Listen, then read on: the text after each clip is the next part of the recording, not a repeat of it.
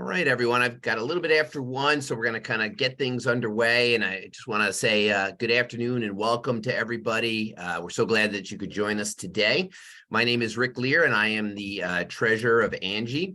I'm also excited to have with me my super co-host, Jeff Geist, who is ANJEE secretary as well. So thank you for joining me, Jeff. We are very happy that everybody could join us for today's workshop, which is titled Pinelands Institute, 40 Years in the Making, as part of ANJEE's 38th Annual Winter Conference. So we're only 2 years behind the Pinelands Institute here. So it works out well. Before we get started, just a special thank you to our conference sponsors, the Robert Wood Johnson Foundation. A thank you to an anonymous donor who is a friend of science and environmental education in New Jersey, and also a thank you to the Institute for Natural History Arts. We'd also like to thank our keynote sponsor, Nigerian Associates, our award sponsor, Duke Farms, and BASF for supporting our field experiences. We have placed in the chat already the link to ANJEE's YouTube channel, where you can see all of this recorded content from this conference, from past conferences, forums, and all sorts of other sponsored events. So we hope that you can subscribe to ANJEE's YouTube channel. Just a couple of quick housekeeping reminders for the session. We ask that everyone keep themselves on mute throughout the presentation to eliminate any background noise.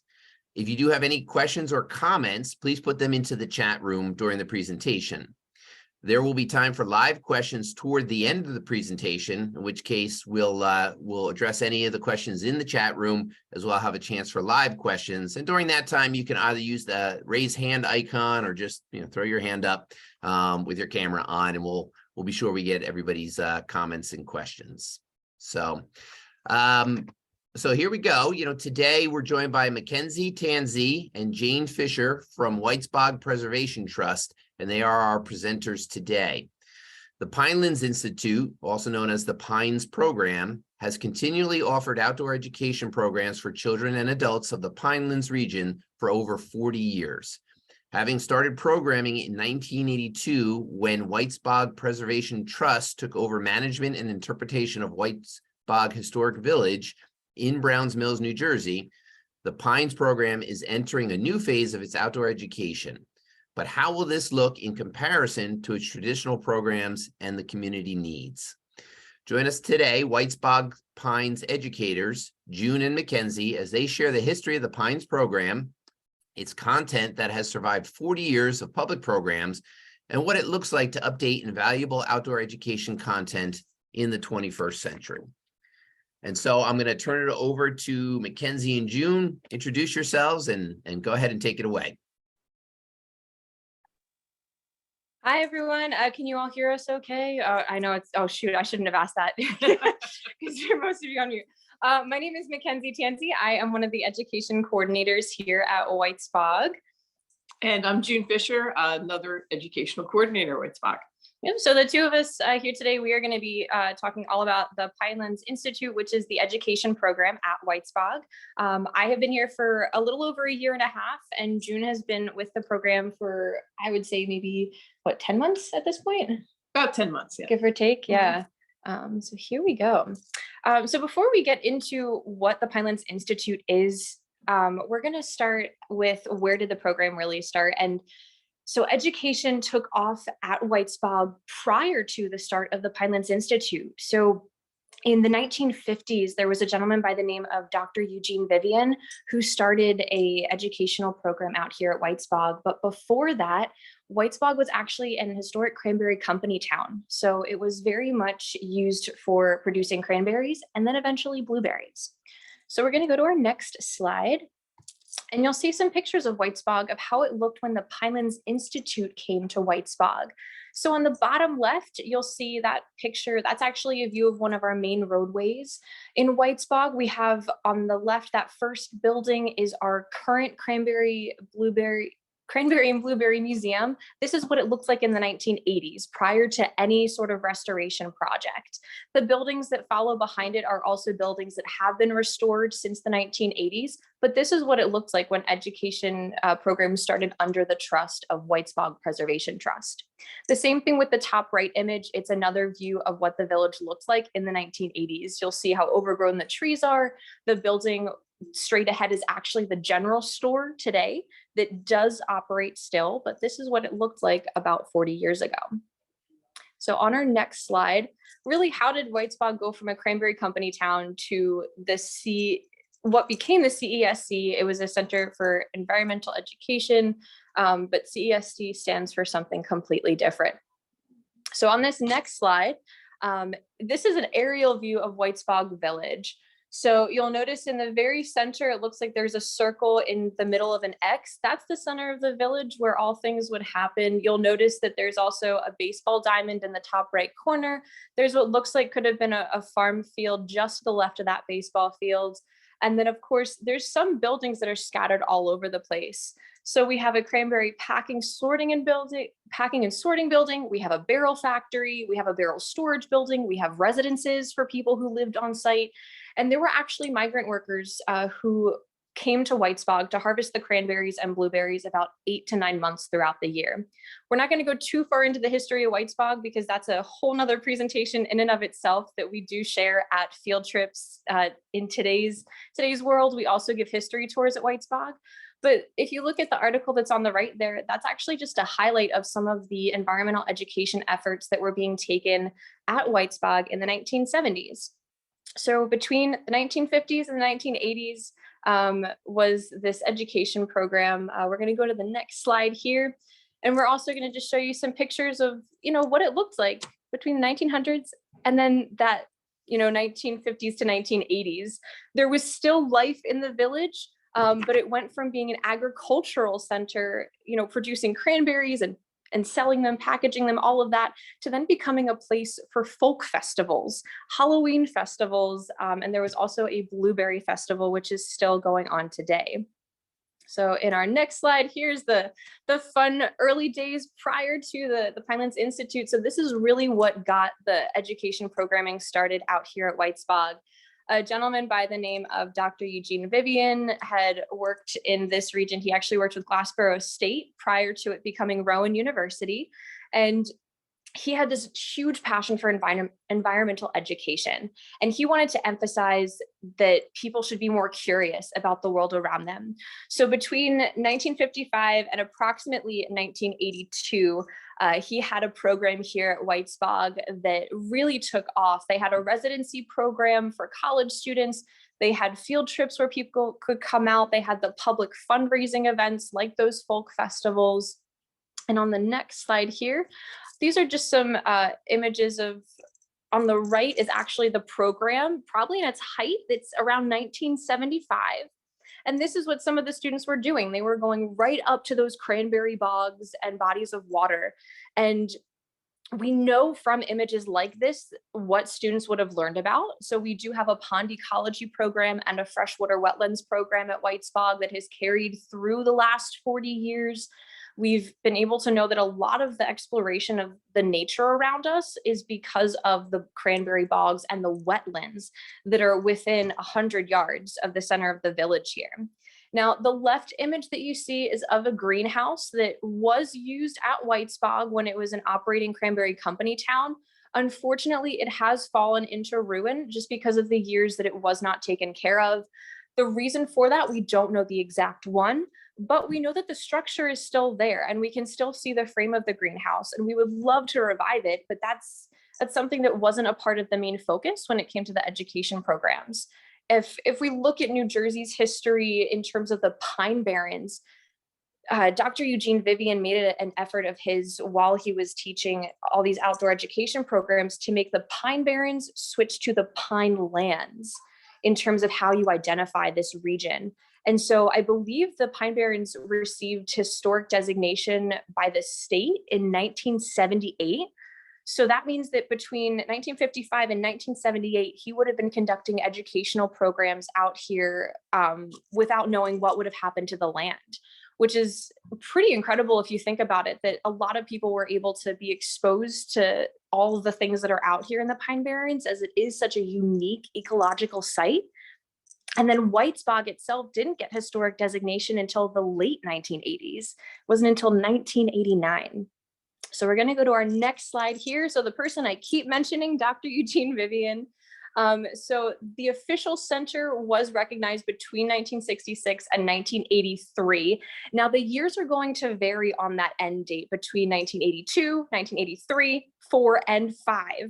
The reason it varies so much is because there are many, many sources that will say anywhere between 1982 and 1985 that this center was operating at Whitesbog. The reason for that is there's also a lot of transition time. So the person who came after Dr. Eugene Vivian was actually a close friend of his by the name of Gary Patterson. And Gary Patterson was a professor down at Glassboro State who took this environmental curiosity programming that Dr. Eugene Vivian established and made it into an environmental preservation programming here at Whitesbog. So some things that we wanted to consider too as we're looking back is, why did they choose Whitesbog, and why did he use this space? What places did he partner with? What materials were available? Did they have computers back then? You know, as someone who did not live through those years, I wouldn't be able to say what all their technology would have looked like, but we do know from images and also from early lesson plans and also from people who lived as instructors and they gave us their oral histories. They were able to tell us that they did have lesson plans. They actually wrote up a lot of them themselves. They used a lot of field science experimentation. They did a lot of water testing back then with the CESC. Because they had the residency program, people were living on site and they were able to do any kind of exploration on the trails. If they wanted to see if trails were safe to navigate certain days, if they wanted to see if things were in bloom, they were able to do that with that luxury of people living on site. So we're going to go to our next slide. Entering the Pines program. So here we are. The start of the Pines program is really in the 1980s. And this is under the leadership of Gary Patterson, who was also a professor at Glassboro State University. And he had a really strong emphasis again on environmental preservation, but he also was very interested in professional development for teachers. So we're going to go to this next slide. And here's just some images of what the Pines program has looked like through the years. We do have a lot more modern images on this slide, but we do have some older ones in later slides. Before we go to the next one, I'm just going to point out in the top left corner is actually the original logo for the Pinelands Institute from the 1980s that is still used today. It was designed by a gentleman under the name of Dave Orleans. He and his wife, Sarah, both now live out in Oregon, but they were both very active in Whitesbog's early years. Sarah was a part of the CESC and worked closely with Dr. Eugene Vivian and also Gary Patterson in making sure that transition for education programming went really smoothly. And then Dave Orleans was really invested in the naturalist programs in the area, so much so that he was a park naturalist over in Berlin. And this was back in the 1980s. She also said that she did live here at Whitesbog, which I think is so cool because nowadays, I'll get into it a little bit later, but there are people that can still live here at Whitesbog. So I think the oldest image on this slide, yeah, it's okay. The oldest one on this slide is of the 1990s in that bottom left corner when people were repairing the paymaster shed. I found out that there was actually a work program for people who needed to get volunteer hours. They had the choice of where they wanted to work, and the group of gentlemen that's there in front of the paymaster shed, they actually restored the exterior of the entire building during those volunteer hours, which I thought was really cool, just to be able to partner with an outside organization. So we're going to go to that next slide. So what did all the activities look like? So back in the 1980s, there were trails, but they were not marked. It wasn't until the late 1990s and early 2000s that we started to have a trail map and a trail guide to navigate all the walking trails that we had out here at Whitesbog. So field trips were always a thing from the start of even the CESC happening here at Whitesbog. In terms of a formal field trip where they'd have station rotations, maybe a couple different schools here at one time, there were a lot of those in the 1990s. Nowadays, we only are able to accommodate maybe one large school of 150 children at one time. For us, that's a lot of children, but for the 1990s educators, that was actually a normal number for them, which is fantastic to be able to know those figures. In terms of where we could take groups, because we do have to be mindful that Whitesbog still uses some of the cranberry bogs in the Pine Barrens Native Fruits Company, we have to be mindful of where children and teachers were able to go. So one of the questions we had asked when researching is, were there any restrictions on getting close to the bogs or doing pond dips? Because the land here where Whitesbog is, it was bought by Lebanon State Forest, now Brendan T. Burns State Forest. It was bought by them in the 1960s. So some questions I do ask were there any forest restrictions on the land that we couldn't access because it is protected also by the state, and when the state had recognized it as a historic as an historic space in the 1970s, there's all these other restrictions that I wonder, were programs supposed to happen? Were they able to happen in the capacity that they did? I will point out on the bottom of this slide is some people building a structure. Now that is part of our Lenape program at Whitesbog. We do have something called Lenape Living in the Pines, where students are able to build a wigwam. We have transitioned from that into a different building of a structure, which we will get into because it's exciting for us to be able to introduce that to you all. In case anyone was wondering who was involved, we're going to go to this next slide. And this is just a list you can take a look at if you recognize any names. And also you'll notice that there are some gaps in who was an instructor for the Pines program or even under the CESC. So we invite people as they learn about the Pinelands Institute, if they know anything about the programs, maybe they were someone who attended them as a child, or they were an instructor at one point, let us know, because we would love to fill in the blanks that we have in our timeline. That way we get a more inclusive one when we move forward. So we're gonna go to our next slide here. In case anyone was wondering what it might have looked like from the 1980s moving forward, yes, we still use a lot of handwritten curriculum pieces, but this one is actually from the 1990s. This is from our wetlands ecology field trip. So you'll notice that there's little scratch marks that whoever the teacher was, because this one is not named, they were constantly editing, and they might not necessarily have had the time to write out a whole new lesson plan, so they would have gone on what they had. Now, looking at what we have today, we have the Google technology for us to be able to, literally highlight a word, click backspace, and then type up a new word. It's not like we're working with pen and ink. We're also not working with typewriters, where some of the former educators, they might have been working with those briefcase typewriters or early computers, where it would have been a little more tricky just to make edits like this. So we'll go to the next slide and just show some additional examples of what curriculum papers would have looked like. Now, the slide we just showed you, this slide and the next one that we'll show you, they are all excerpts from our actual archives that we have for our education materials. So we do use updated versions of these papers when we're doing our field trips. We still do water testing. We do some pH testing. We also do soil samples with one of our field trips, and a lot more. It all depends on the age range as well. We'll talk in a later slide about the age ranges that have either stayed the same or changed with the Pines program. And so we'll go to the next slide. And this one is just to also emphasize that when we were doing transitions over the last 40 years, it wasn't just interior materials, because you'll notice that this image on the left is actually from a North Carolina publication. And this we found in our education archives and realized that the research that was being pulled for teachers to educate students out here wasn't just local information. It wasn't just regional. It wasn't just within the state.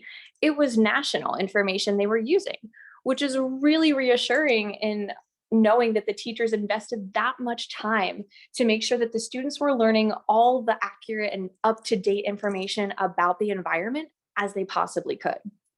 So we're going to go to our next slide.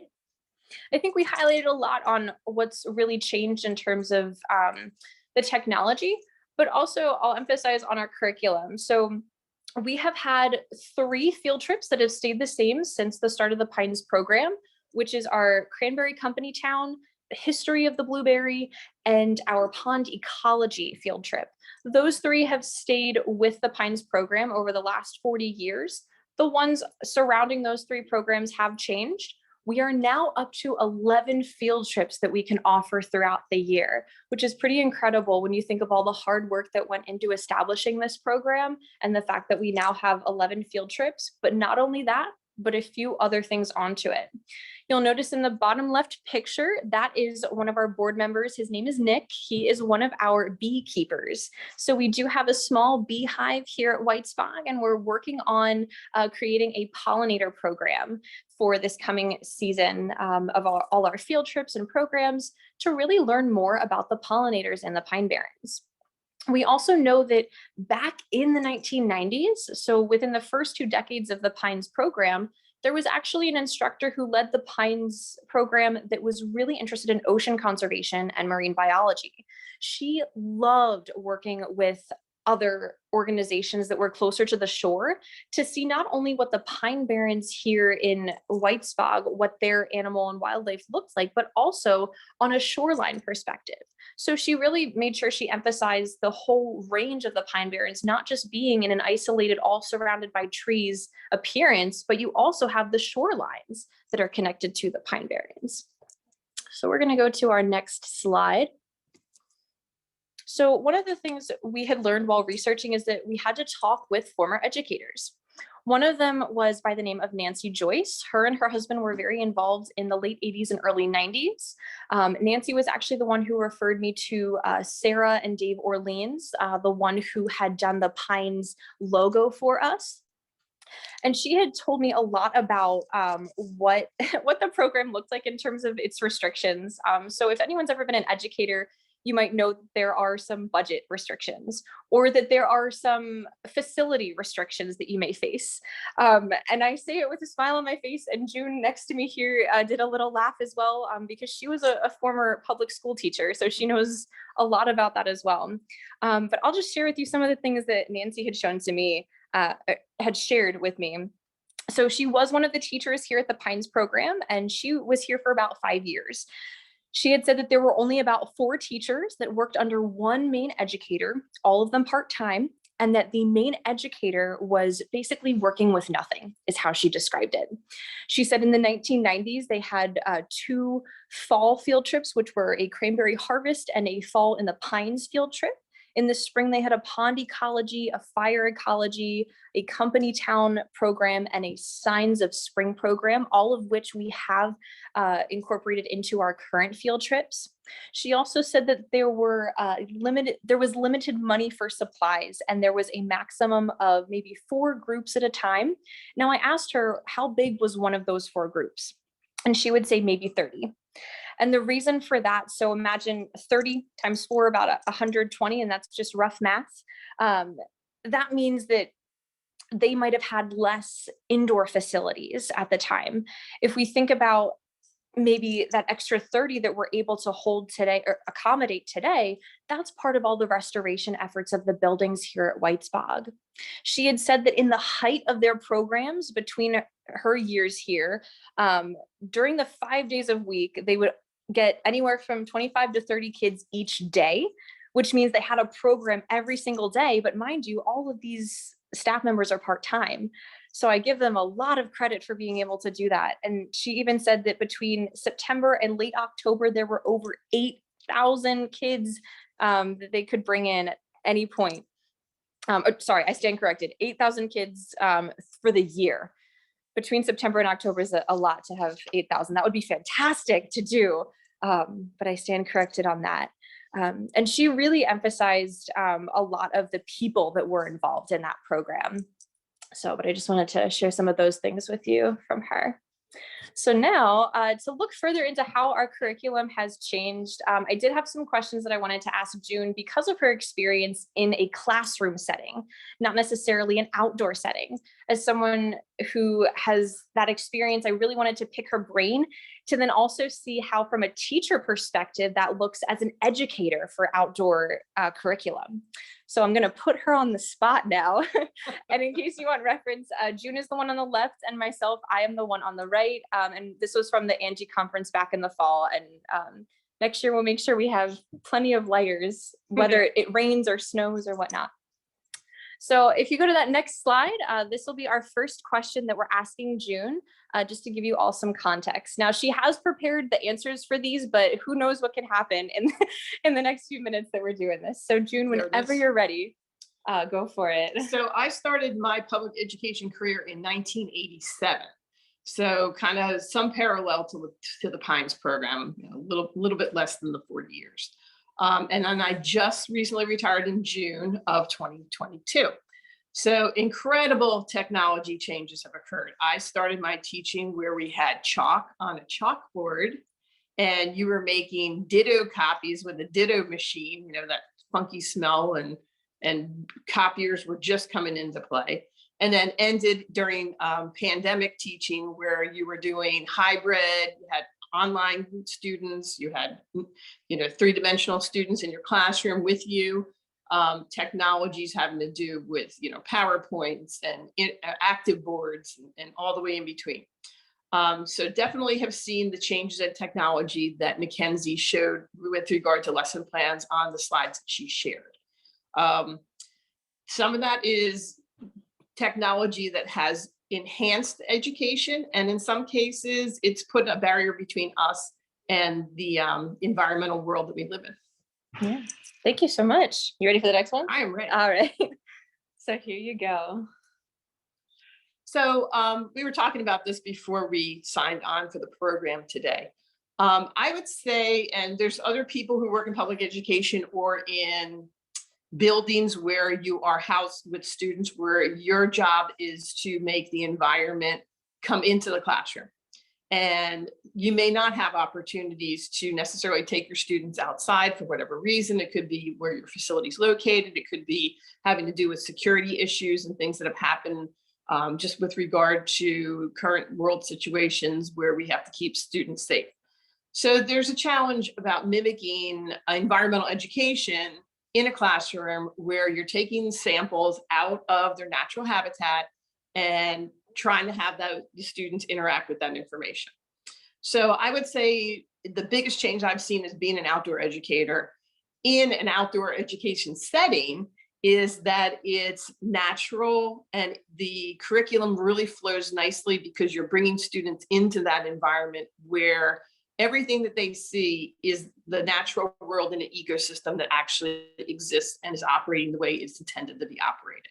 So I would say that is probably one of the things that is the biggest challenge. I was fortunate enough to be in a suburban school district where we had some outdoor areas so that we could have a pollinator garden, for example, or we could take students out into the neighborhood and do some pond dips. But if there's still restrictions, you have time restrictions, you have that you're on public property, you have that even if with a pollinator garden in its best capacity, you still have an outdoor area that you have crafted versus one that is occurring naturally. Absolutely. Yeah, I know one of the things I love seeing when students come out to Whitesbog is that they're able to say, oh, I remember learning about that in the classroom. And the teacher said, oh, you remember learning about this last week? And some of the kids, their eyes light up. They're able to make those connections. So the next question we have here is, when leading activities at Whitesbog, what are some things you notice as extensions from that classroom curriculum? Yeah, one of the things that I can really relate to is being a former educator where you have teachers coming in and they are able to take that foundational piece that maybe they did videos with the students, or they have done some hopefully hands-on station work. Depending on the grade level, I know the challenges that teachers have, especially at the elementary school, where science and history tend to be kind of to the back seat to math and reading and writing.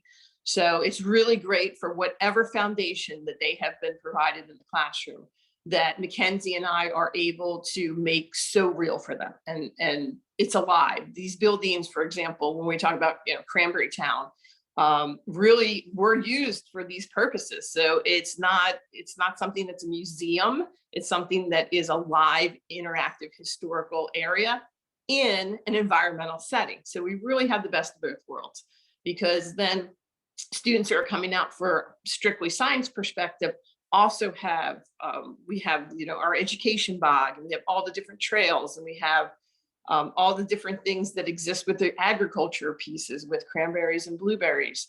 And it's embedded in an actual company town that still has active box today. So that's like a really exciting part, to be able to take the foundational pieces that teachers have given to their students and really having to be a live experience for children. Absolutely. All right, here's another one for you. When leading lessons, what are some methods of teaching that you've used to engage visitors? And are there any methods newer to you because of the activities being outdoors? I would say some of the things that you always use, for example, getting students' attention and getting kids to be able to focus and stay on task is something that no matter where you're working with kids, you have as some sort of a challenge. You always have some students that are so excited to be out in the environment, and it's something that they are just like, ducks to water. So the excitement is embedded in what they want to do. But because you have lots of different kinds of students, you may have kids that are afraid of being outside, that, oh my gosh, is a bug gonna fly? Like all that kind of crazy Is this water stuff. toxic? Yeah. So, I mean, so those are the kinds of things that I would say just engagement, because you have a variety of kids and interests, is the same as if you were in a classroom. But the added layer of being in real outdoors for some kids that don't spend a lot of time outdoors, that's probably a new challenge that, you have to assure them that this is safe to do, and that, like, touch it, try it, interact with it, jump in. And that's been so exciting. We've had a number of different trips where students came in, and to the point where we couldn't get them out of the pond. They were so, and that's probably the most pleasurable thing, is to see a child or any person who may be not sure about being outside, and by the time they're getting ready to get back on that bus, it's like you've lit up their world, because it's something that you've made real for them, and you've made an interactive experience that they never thought they would actually get into, and they do. They really do. When you talked about the pond dips, I just remember all the children in the past who have continued to scoop up things from the water and put them in the buckets for us to look at. So this next question, are there any aspects of your classroom teaching that you have found yourself updating or maybe establishing at Whitesbog? I would say one of the things that's been really powerful for me is my background being middle school science is most of my career. So as a classroom teacher, and anyone who's worked in a classroom, you can relate, it's new stuff's coming down all the time. So our tendency is to clean it out, throw it out, get rid of it. We don't use this anymore. And just kind of keep the things that are most current. Although you always have things in the back pocket that are like tried and true that you're going to use. But just from an administrative standpoint, where we have people coming to you and being like, okay, we have this new module we want you to do, and this new, you only have so much space to keep everything. So what I have found, and Mackenzie's really helped me have an appreciation for this, is it's more holistic than that, in that being out here as part of the Pines program, why it has survived 40 years is because there's also a value placed on historical significance. So we need to look at keeping what we have from the past in order to be able to move forward into the future. So I would say that's a shift change of mindset that I've kind of started to learn, is the value of old stuff, so to speak, because that it's science, it doesn't exist in a vacuum, that because we are in a company town and we are in a historic setting, that we have to make sure we preserve that and have a certain respect for it, that I think a strictly science mindset, in my opinion, from my perspective, I've learned, because I didn't have that whole holistic perspective with history involved. Yeah. And just to give everyone some context, June's background is very much in science and mine is very much in history. So between the two of us, we often find ourselves questioning certain responses to keeping materials versus throwing them out. Or when we're walking on trails, if she's able to identify something and I have no idea what it is, she's able to help me in that. So it's really nice to have that complement between the two of us. So this is one of our last questions for you, June. Based on your experience with the Pines program so far, what are some of your favorite programs as a leader?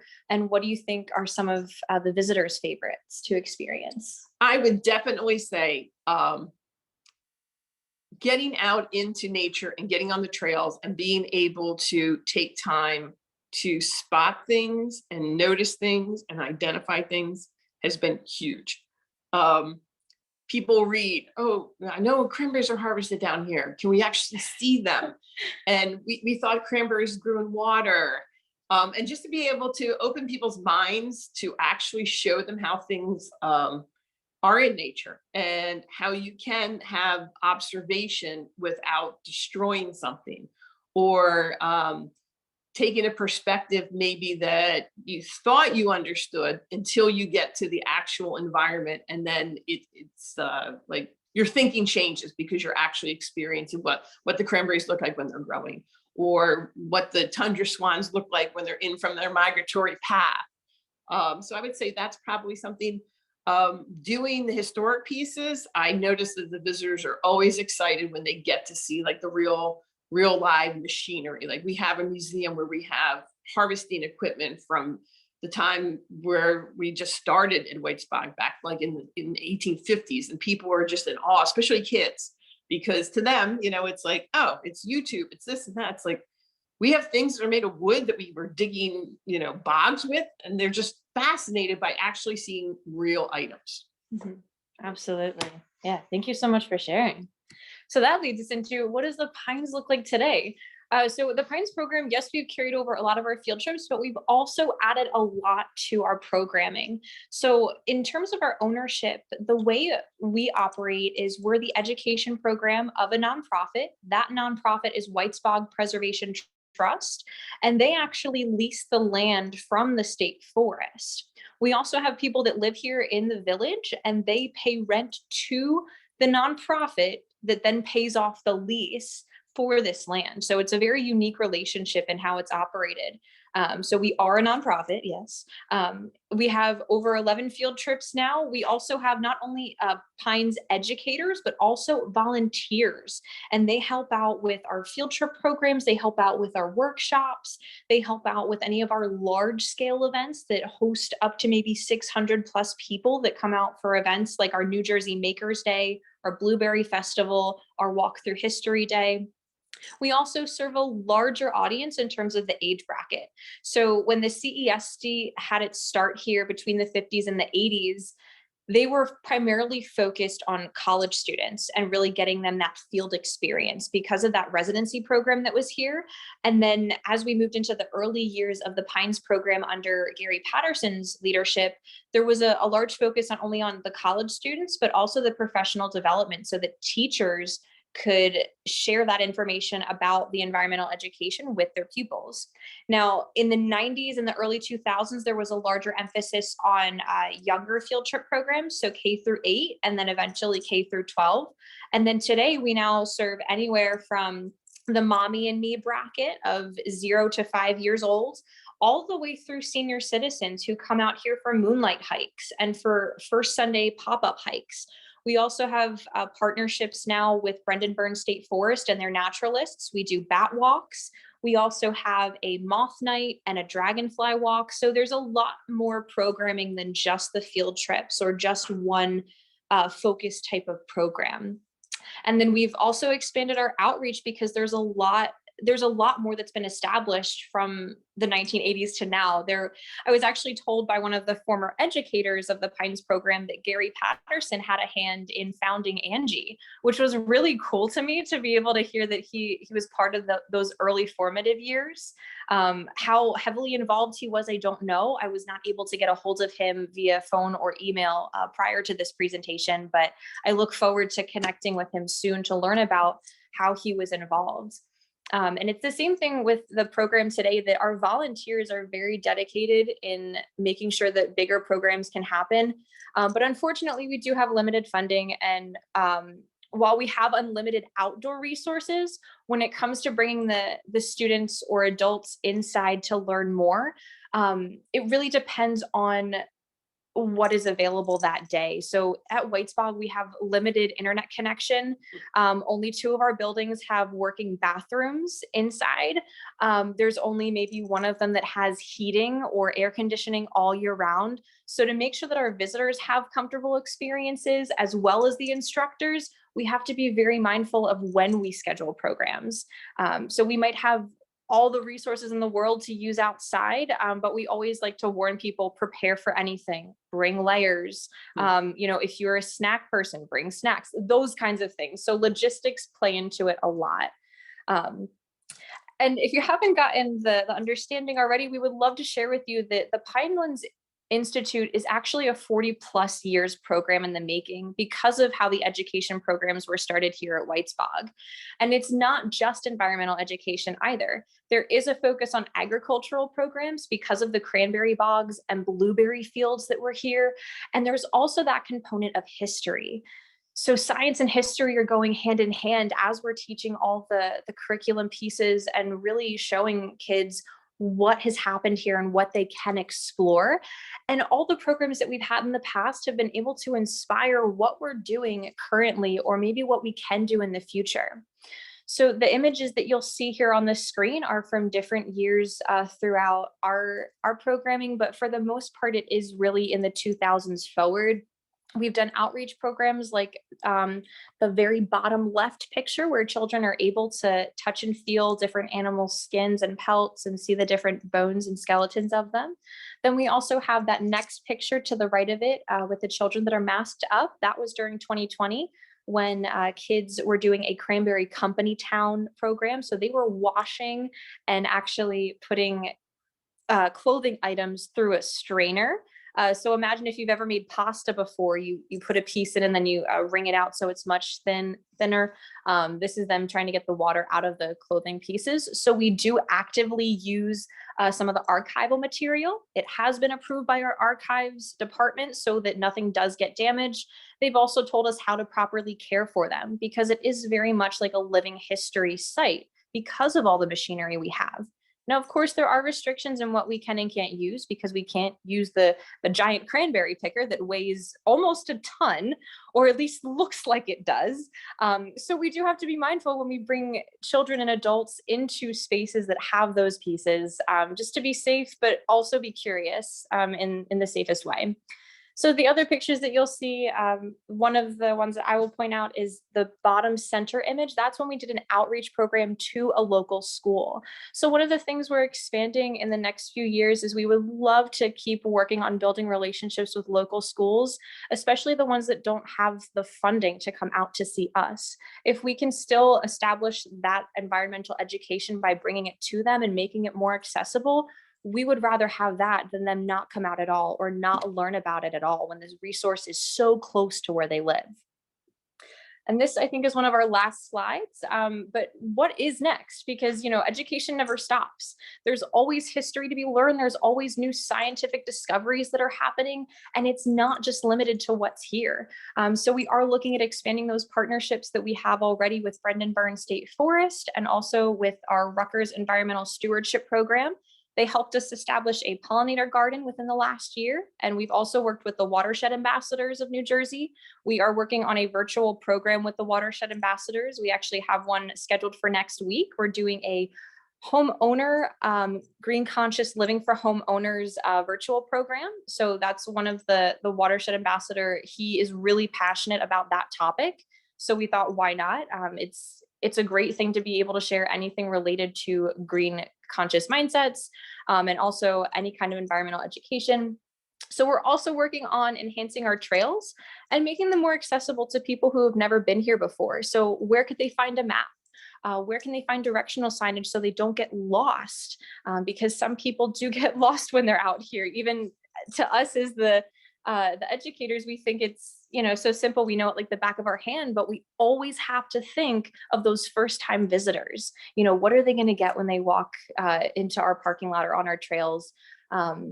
So then another thing too is updating our curriculum, because not all the verbiage is the same as what it used to be maybe 5 or 10 years ago. There's also different curriculum standards for the state and also for our county that might have changed. So we have to be mindful of that when we're looking at our curriculum and preparing for the next school year. What has changed? What technologies are kids attuned to? Would they be more responsive to videos prior to doing a hands-on activity, or would they be okay with just jumping into a hands-on activity? Do they respond to oral directions versus written directions? So there's a lot of components that go into it that we're pulling from what we already know, but also asking teachers too, because between June and myself, we know people that work in public schools or private schools or are other outdoor educators. And also gathering that research by reading, by attending conferences like the ANJEE conference. I mean, that's how we're able to expand our programs and keep it going. And that last part is to invite you all to participate, because it never hurts to learn more about another organization. And we also want to learn more about your organizations. So I think that is it. So just a huge thank you to ANJEE for having us for this presentation. And, this I think is our first presentation with ANJEE. So we were really excited and hope you all enjoyed it, but now is the time for questions.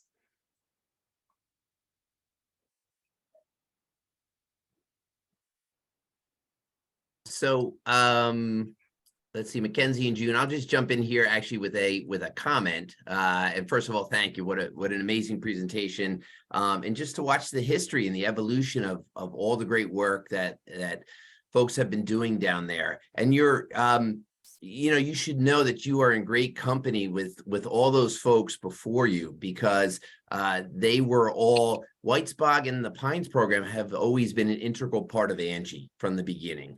So you mentioned, Gary Peterson and Dave Orleans. I went to workshops with Maria Peters at ANJEE conferences. So, and always just wonderful, wonderful people watching things grow. I'll make a comment about Dave Orleans, and this is just more of, if you humor me walking down memory lane more than anything else, but there was an early slide in there. It was probably second or third slide. There was a 1950s picture and then maybe an early 80s picture. There's two guys up on a stage playing guitar. And I put in the chat, I said, geez, I wonder if that's Dave Orleans. I knew Dave when he was here in New Jersey. He is considered one of the founding fathers of ANJEE when the organization, the Alliance, came together. And there's probably only a handful of people on this Zoom now who would remember Dave. I know Monica probably remembers him, Joe Philo, Eric, and in addition to being an amazing educator and naturalist, he was also an outstanding musician. And to give you a sense of where ANJEE has come, in some of our early conferences, particularly the winter conferences, before we've been in this more of remote mode relative to COVID, Dave was always a big proponent and an organizer of an environmental music component to the ANJEE conference. So whether that was during a workshop on the conference, or oftentimes there was a music portion after the conference. So it usually took place, it always took place in a bar, and there were musicians, and it was a chance to kind of gather together and for all sorts, and Dave was piped into all sorts of musicians, people who were playing environmental music, also people who took music into the schools with an environmental theme, as Dave did. And if you ever talk to Dave, you can see, send him that picture, say, is that you? Is that Wally Grumman, who was his partner who played, and a third guy, Kevin Kopp, all big in ANJEE, who would play music. And yeah, Dave did write the ANJEE song. He loved to play the Habitat song all the time. So you really, there's such a rich history down there in Whitesbog and the Pines program. And it's just, to me, it's I'll use the word heartwarming to see that, the two of you are there carrying on that legacy. It's just amazing work. So yeah. Thank you so Yeah, much. thank We you. appreciate that. And I spoke with Sarah this morning accidentally at 6:45. I forgot about the time difference. What time is it in Oregon? Yeah. And she said that she would actually be talking with Dave to get a few names that she couldn't think of this morning. But I look forward to speaking with him and learning more about his involvement. He actually did an oral history interview with our archives department a couple months ago. And it's really incredible just to see that people who've been involved in the program in the past are still so invested. Even if they're not here physically, they're still willing to share what they experienced and whatnot. And we're looking forward. I forgot one little partnership that we're working on is with the Nanticoke Lenni Lenape Tribal Nation on making sure that our content for their field trip program is really up to date. And we actually just worked on constructing a temporary longhouse for an interactive component, but I forgot to put that in. So that's a quick plug. Very nice. Very nice. And yeah, and that's what ANJEE is about, what you're saying, building, we are, and it was termed the organization as an alliance. Okay.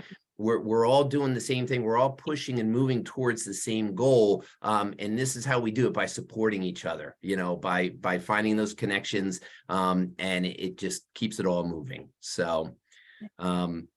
So I'll throw in a question real quick, as if folks wanted to come to a program at Whitesbog, a public program, where do they look? Where do they start? Sure. So the easiest place to start is social media. If you have a Facebook, definitely on our Facebook page, we have two of them. The first one is Pinelands Institute. So that's a very easy one. The other one is Whitesbog Preservation Trust. So if you follow either of those pages, you'll see any current events that are being posted. We'll have the links if there's tickets involved. We also post any information about updates on programs as well.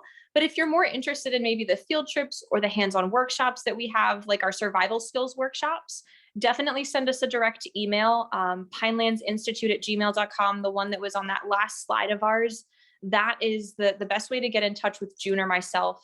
Sadly, our phones are not checked as frequently as we would like, but you can still call that if you want to. We will eventually check it. And that is a 609-893-4646. So any one of those three methods, or if you like to drive and you like trails, you can always come out to Whitesbog. Because we're in the state forest, we're actually open 7 days a week, as long as there's daylight. So you can come out, walk the trails, see the outsides of the buildings, that you can do at your own leisure. And there's maps available in our kiosk even when people are not here. So you can explore the trails with a guided map. Mm-hmm. Very nice. Thank you. Yeah, you're welcome. I look forward to seeing all of you there. Sometimes we're here because we're at Whitesbog. So come on over. Jeanette, do you have a question? If you want to unmute, you can go ahead and ask it.